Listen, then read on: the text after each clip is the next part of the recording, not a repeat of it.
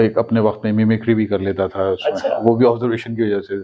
जो अमिताभ को गिरफ्तार करके उस पर कत्ल का लगता है झूठा इल्जाम, और दिलीप साहब जो है, जो अश्विनी कुमार, डीसीपी अश्विनी कुमार, जो अपनी बीवी से कहता है कि इसको सदाकत, इसको ले जाओ, और वो बिल्कुल माजरत कर लेते हैं, इस वक्त मैं कुछ नहीं कर सकता, एक फर्स्ट नास ऑफिसर के तौर पे जेल में वो उखड़ू इस तरह से बैठा हुआ है, और वो उसको मिलने आ रहे हैं, अश्विनी, डीसीपी अश्विनी कुमार विजय को। तो वो कुछ इस तरह से है कि पुलिस को अपना बयान देने से मना क्यों, या मेरे बयान देने से आप या आपकी पुलिस मुझे बेकसूर समझ सकते। तो अच्छी तरह जानते हो विजय कि तुम्हें बेकसूर समझना या मुझे ठहराना पुलिस का काम नहीं, इसका फैसला अदालत करे, तो फिर मैं बयान भी अदालत।